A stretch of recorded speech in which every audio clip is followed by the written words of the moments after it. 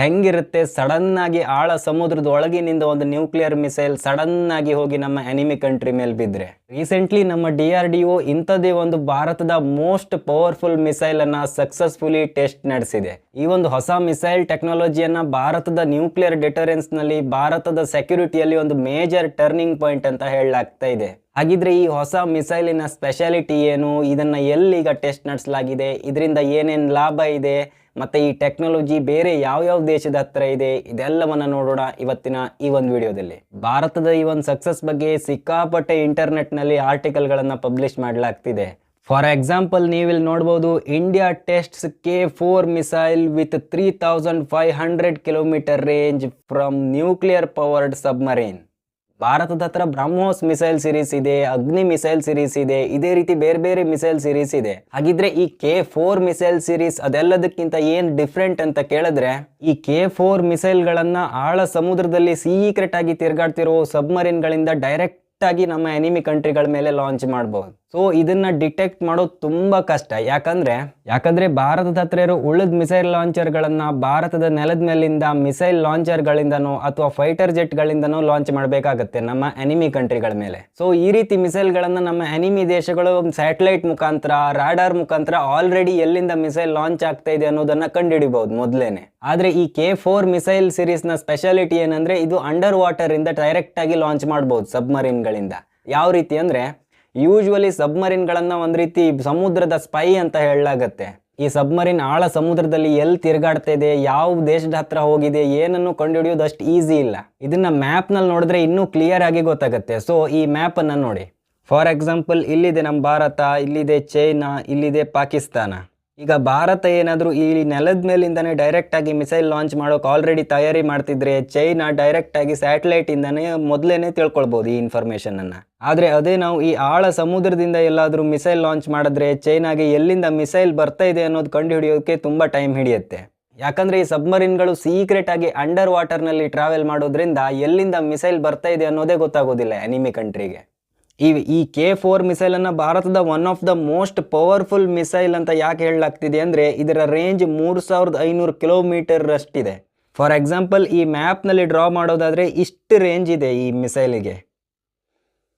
Submarine ಏನಾದರೂ ಇಲ್ಲಿ centre ನಲ್ಲಿದ್ರೆ ಇದು ಅಟ್ಯಾಕ್ ನಡೆಸ್ತಂದ್ರೆ ಚೈನಾದ ಇಷ್ಟು ಭಾಗ ಕವರ್ ಆಗುತ್ತೆ. ಈವನ್ ಪಾಕಿಸ್ತಾನ ಸಹ ಇದೇ ಒಂದೇ ಮಿಸೈಲ್ನೊಳಗಡೆ ಕವರ್ ಆಗುತ್ತೆ. ಸದ್ಯಕ್ಕೆ ಭಾರತದ ಹತ್ರ 2 ನ್ಯೂಕ್ಲಿಯರ್ ಪವರ್ ಇಂದ ಟ್ರಾವೆಲ್ ಮಾಡೋ ಸಬ್ಮರೀನ್ಗಳಿದೆ. ಅದನ್ನೇನಾದ್ರೂ ಯೂಸ್ ಮಾಡಿ ಭಾರತ ಒಂದು ಸಬ್ಮರೀನ್ ಅನ್ನ ಚೈನಾದ ಈ ಭಾಗದಲ್ಲಿ ತಗೊಂಡೋಗಿ ನಿಲ್ಲಿಸಿ ಇನ್ನೊಂದು ಸಬ್ಮರೀನ್ ಅನ್ನ ಇಲ್ಲೇನಾದ್ರೂ ಪಾರ್ಕ್ ಮಾಡ್ತಂದ್ರೆ, ಈ ಒಂದು ಮಿಸೈಲ್ ರೇಂಜ್ ಒಳಗಡೆ ಎಂಟೈರ್ ಪಾಕಿಸ್ತಾನ, ಸೌದಿ ಅರೇಬಿಯಾ ಇಷ್ಟು ಒಳಗಡೆ ಬರುತ್ತೆ. ಇನ್ನೊಂದರಿಂದ ಈ ಚೈನಾದ ಇಷ್ಟು ಭಾಗ ಭಾರತದ ಈ ಒಂದು ಮಿಸೈಲ್ ರೇಂಜ್ ಒಳಗಡೆನೆ ಬರುತ್ತೆ. ಸೊ ಇದರಿಂದ ಭಾರತ ಸಮುದ್ರದಿಂದಾನೇ ಸೀಕ್ರೆಟ್ ಆಗಿ ಬೀಜಿಂಗ್, ಚೈನಾದ ಕ್ಯಾಪಿಟಲ್ ಸಿಟಿವರೆಗೂ ಅಟ್ಯಾಕ್ ಮಾಡೋ ಕೆಪಾಸಿಟಿ ಬರುತ್ತೆ ಭಾರತಕ್ಕೆ. ಇದರಿಂದ ಲಾಭ ಏನಂದ್ರೆ, ಭಾರತ ಏನ್ ಡೈರೆಕ್ಟ್ ಆಗಿ ಚೈನಾದ ಮೇಲೆ ಅಟ್ಯಾಕ್ ಮಾಡಿ ಬಿಡುತ್ತಾ ಯುದ್ಧದ ಸಮಯದಲ್ಲಿ ಅಂತ ಕೇಳಿದ್ರೆ, ಇಂಥ ಮಿಸೈಲ್ ಸೀರೀಸ್ ಅನ್ನ ಭಾರತ ಈಗ ಡೆವಲಪ್ ಮಾಡ್ತಾ ಇರೋದು ಮೇನ್ಲಿ ಅಟ್ಯಾಕ್ ಮಾಡೋ ದೃಷ್ಟಿಯಿಂದಾನೇ ಅಲ್ಲ. ಈ ಒಂದು ಮಿಸೈಲಿಗಿರೋ ಇಷ್ಟು ಕೆಪಾಸಿಟಿಯಿಂದ ಭಾರತಕ್ಕೆ ಏನ್ ಅಡ್ವಾಂಟೇಜ್ ಅಂದ್ರೆ, ಇದರಿಂದ ನ್ಯೂಕ್ಲಿಯರ್ ಡಿಟರೆನ್ಸ್ ಮತ್ತೆ ಅಟ್ಯಾಕ್ ಡಿಟರೆನ್ಸ್ ಸಿಗುತ್ತೆ. ಈ ನ್ಯೂಕ್ಲಿಯರ್ ಡಿಟರೆನ್ಸ್ ಏನಂದ್ರೆ, ಈ ಚೈನಾದ ಹತ್ರನೂ ಇದೇ ರೀತಿ ಸೇಮ್ ಟೆಕ್ನಾಲಜಿ ಇದೆ, ಇದಕ್ಕಿಂತನೂ ಇಂಪ್ರೂವ್ಡ್ ಟೆಕ್ನಾಲಜಿ ಇದೆ. ಚೈನಾ ಏನಾದರೂ ಮನ್ಸ್ ಮಾಡಿದ್ರೆ ಚೈನಾದಿಂದನೂ ಡೈರೆಕ್ಟ್ ಆಗಿ ಭಾರತದ ಕ್ಯಾಪಿಟಲ್ ದಿಲ್ಲಿಗೆ ಅಟ್ಯಾಕ್ ಮಾಡೋ ಕೆಪಾಸಿಟಿ ಇದೆ ಚೈನಾಗೆ. ಮುಂದೆ ಏನಾದರೂ ಚೈನಾ ಭಾರತದ ಕ್ಯಾಪಿಟಲ್ ಸಿಟಿಗೆ ಅಟ್ಯಾಕ್ ಮಾಡಬೇಕಿದ್ರೆ 2 ಸಲ ಯೋಚನೆ ಮಾಡುತ್ತೆ. ಯಾಕಂದ್ರೆ ಭಾರತ ಸಹ ರಿಟಾಲಿಯೇಷನ್ ಆಗಿ ಚೈನಾದ ಬೀಜಿಂಗಿಗೆ ಅಟ್ಯಾಕ್ ಮಾಡಿದ್ರು ಮಾಡಬಹುದು. ಯಾಕಂದ್ರೆ ಆ ಟೆಕ್ನಾಲಜಿ ಭಾರತದ ಹತ್ರ ಇದೆ. ಸೊ ಈ ರೀತಿ ಟೆಕ್ನಾಲಜಿ 2 ದೇಶದ ಹತ್ರ ಇರೋದ್ರಿಂದ ಪವರ್ ಬ್ಯಾಲೆನ್ಸ್ ಆಗುತ್ತೆ. ಈ ಸಬ್ಮರೀನ್ ಲಾಂಚೆಬಲ್ ಬ್ಯಾಲಿಸ್ಟಿಕ್ ಮಿಸೈಲ್ ನಿಂದ ಇನ್ನೊಂದು ಏನ್ ಮೇನ್ ಅಡ್ವಾಂಟೇಜ್ ಅಂದ್ರೆ, ಭಾರತಕ್ಕೆ ಸೆಕೆಂಡ್ ಸ್ಟ್ರೈಕ್ ಕೆಪಾಬಿಲಿಟಿ ಬರುತ್ತೆ. ಈ ಸೆಕೆಂಡ್ ಸ್ಟ್ರೈಕ್ ಕೆಪಾಬಿಲಿಟಿ ಏನಂದ್ರೆ, ಫಾರ್ ಎಕ್ಸಾಂಪಲ್ ಭಾರತದ ಮೇಲೆ ಏನಾದರೂ ಯಾವ್ದಾದ್ರು ದೇಶ ಸಡನ್ ಆಗಿ ನ್ಯೂಕ್ಲಿಯರ್ ಅಟ್ಯಾಕ್ ನಡೆಸಿದ್ರೆ, ಭಾರತದ ಮೇನ್ ಸಿಟಿ ದಿಲ್ಲಿ ಎಲ್ಲ ಆಲ್ರೆಡಿ ನ್ಯೂಕ್ಲಿಯರ್ ಅಟ್ಯಾಕ್ ನಿಂದ ಸುಟ್ಟೋಗಿದ್ರು ಸಹ ಭಾರತ ಈ ನ್ಯೂಕ್ಲಿಯರ್ ಸಬ್ಮರೀನ್ ಗಳನ್ನ ಯೂಸ್ ಮಾಡ್ಕೊಂಡು ಸೀಕ್ರೆಟ್ ಆಗಿ ಆ ಎನಿಮಿ ಕಂಟ್ರಿ ಮೇಲೆ ರಿಟಾಲಿಯೇಷನ್ ಅಟ್ಯಾಕ್ ಅನ್ನ ಬೇಕಿದ್ರು ಮಾಡಬಹುದು ಈ ಮಿಸೈಲ್ ಗಳನ್ನ ಯೂಸ್ ಮಾಡಿ. ಸೊ ಈ ಒಂದು ರೀಸನ್ ನಿಂದನೂ ಭಾರತಕ್ಕೆ ಈ ಒಂದು ಮಿಸೈಲ್ ಟೆಕ್ನಾಲಜಿ ತುಂಬಾ ಇಂಪಾರ್ಟೆಂಟ್.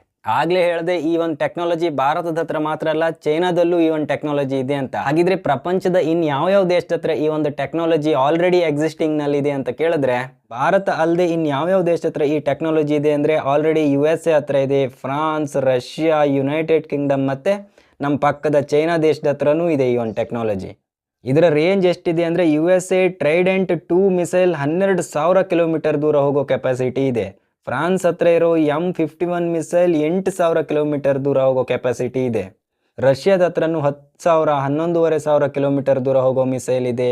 ಈ ಯುನೈಟೆಡ್ ಕಿಂಗ್ಡಮ್ ಅಮೆರಿಕದ ಮಿಸೈಲನ್ನೇ ಯೂಸ್ ಮಾಡುತ್ತೆ. ಮತ್ತು ಚೈನಾದ ಹತ್ರ ಇರೋ JL2 ಮಿಸೈಲ್ ಆಲ್ರೆಡಿ 7,000 ಕಿಲೋಮೀಟರ್ ಹೋಗೋ ಕೆಪಾಸಿಟಿ ಇದೆ.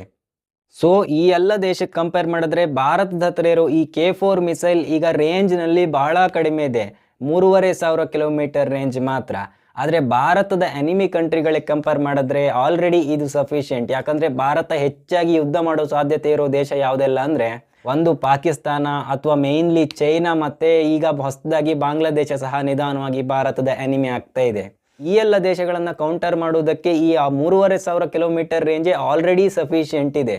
ಹೋಪ್ಫುಲಿ ಇದರ ರೇಂಜನ್ನು ಇನ್ನೂ ಇನ್ಕ್ರೀಸ್ ಮಾಡಿಯೇ ಮಾಡುತ್ತೆ ಭಾರತ ಇನ್ ಫ್ಯೂಚರ್ನಲ್ಲಿ. ಸೊ ಈ ಎಲ್ಲ ರೀಸನ್ನಿಂದ ಭಾರತದ ಈ K4 ಮಿಸೈಲನ್ನು one of the most powerful missile ಅಂತ ಹೇಳಲಾಗ್ತಾ ಇದೆ. ಭಾರತದ ಸೆಕ್ಯೂರಿಟಿಗೆ ಹೊಸ ಪವರ್ ಸಿಕ್ಕಿದೆ ಅಂತ ಹೇಳಲಾಗ್ತಾ ಇದೆ. ಇದ್ರ ಬಗ್ಗೆ ಮುಂದೆ ಏನೇನು ಅಪ್ಡೇಟ್ಗಳು ಬರುತ್ತೆ ಮತ್ತು ಇದೇ ರೀತಿ ಹೆಚ್ಚಿನ ವಿಡಿಯೋಗಳಿಗಾಗಿ ಚಾನಲನ್ನು ಸಬ್ಸ್ಕ್ರೈಬ್ ಮಾಡಿ. ಜೈ ಹಿಂದ್.